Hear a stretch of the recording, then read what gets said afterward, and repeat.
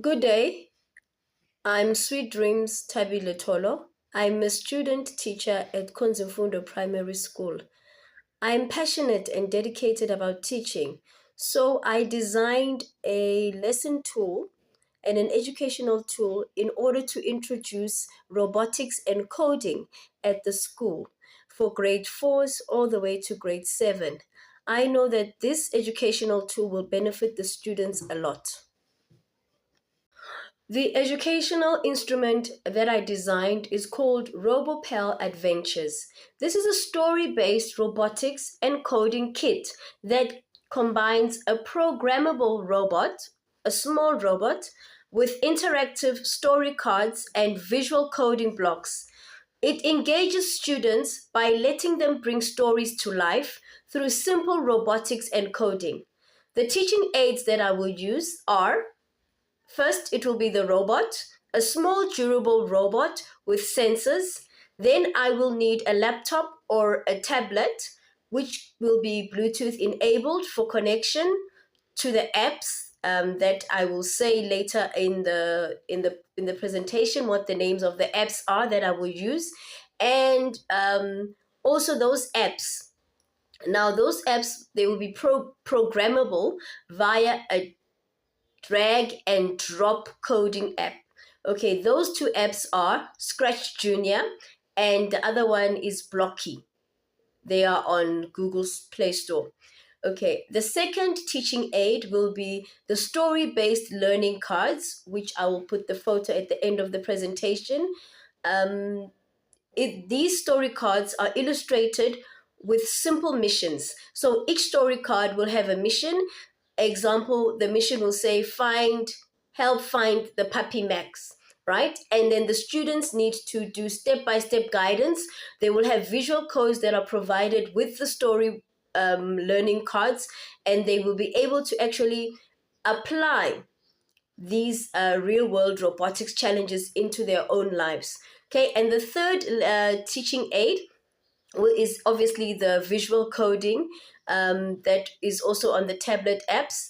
The visual coding interface, it is child friendly and it is colorful. You will see it will also have voice instructions, it will have tutorials, and it gives the rewards after each mission. So after each successful mission, example, the students will get a trophy or a medal, so as a reward at the end of each. And then I will also use maps. Maps are also another interactive and a great way of enhancing teaching and facilitating deep learning, because they on the map they will have images of roads, images of terrains, images of rivers and mountains, and the students will also have to use the robot with the map and to navigate the path through the different features on the map.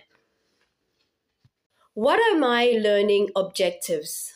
So before we start with the lesson, I will need to explain what the learning objectives are. So the learning objectives of this particular robotics and coding kit are that by the end of this lesson, the students should be able to know what a robot is and what it does. They should also know how visual codes work in programming robots. So they should be able to program a robot to complete a simple task. Then they should also practice debugging when the robot doesn't want to do what it's supposed to do. And the students should also be able to collaborate in small groups to solve problems. So how will everything work? How will this work, everything together? Well, we start with the basics. Firstly, I explain to the students what robots are by using pictures and images.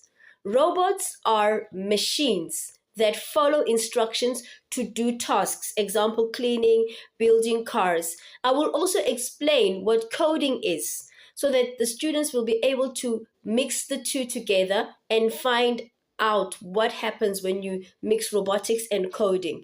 Now, coding is how we tell computers or robots what to do. So coding is like a language that we put into robots, and we will be giving the robot step-by-step instructions on what to do. Now, The next thing I will do, I will introduce visual coding in a gamification style in an app called Blocky or Scratch Junior.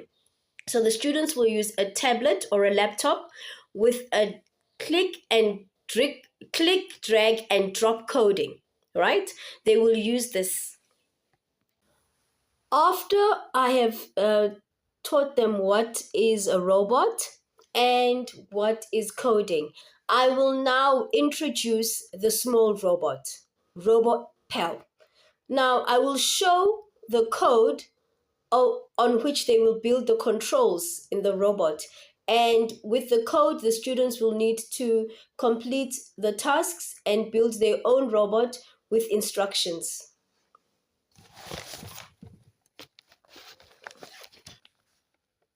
So I will let the students run basic programs like moving the robot forward, turning left, turning right. If there's an obstacle on the road, the robot should turn left, turn right. All those commands, the students should be able to apply those commands onto the robot so that the robot can be able to do those missions. So, number four, I will use the missions together with the storyboards. So, the students need to use the storyboards and give clear goals. Example, the robot will move to the fountain, jump the river, avoid the bush, find the puppy. Those are the missions that the robot should be able to do. Then I will also encourage the learners, okay, for trial and error. Now you need to encourage the learners and let them test and fail and retry again, right? And with each and every step, the learners are learning. Remember, we do not praise perfection. We are praising effort because this is a basic robotics and coding lesson. It's the first lesson. So they are beginners. So we are not going to look at other things except that they're able to perform the tasks that are given. So we give the task in small, small chunks. Now, another thing that this lesson will definitely emphasize on is working in small groups. So I will put all the students in small groups and I will promote collaboration and let them talk through their code and help each other while they are doing the little activities and tasks that are given as permissions and according to the storyboards that they have in front of them. Now, to address all the learning styles of each and every student, what I will do is for the advanced learners, I would add extra challenges like loops and a timer. And then for learners needing support, I will pair them with a buddy with pre made code cards to arrange the sequences. And then for this is an optional challenge. If they still want to challenge themselves, whether they have understood what robotics and coding is, they could also now use a storyboard, create their own storyboard, and redesign the park with different obstacles, and then have the fellow friend try to solve it. This is to advance their problem solving skills in terms of coding and robotics. And then finally, as a teacher, I will need to do an assessment, right? How am I going to assess all this? Now, as a teacher, I will be walking around and observing the group participation and also the problem solving skills. I will review their journal entries and also any answers that they have written. And I will also do informal questioning while I'm doing the reflection, asking them, what did your robot do? How do you think, what could you do best? Next time, what would be the best step to do?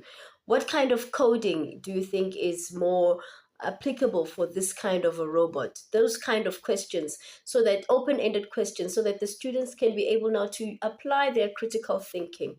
And that is my presentation. Thank you so much. And I'd like to also give credit to the apps that I've used in the when I was doing this presentation. Apps that I've used are ChatGPT, I used Kahoot, I used quizzes, and I used Google. I did Google some so that I can be able to find some ideas and to brainstorm. Those are some of the apps that I used. And then largely I did use Scratch, JR, and Blocky so that I could be able to create all my educational tools. Thank you so much.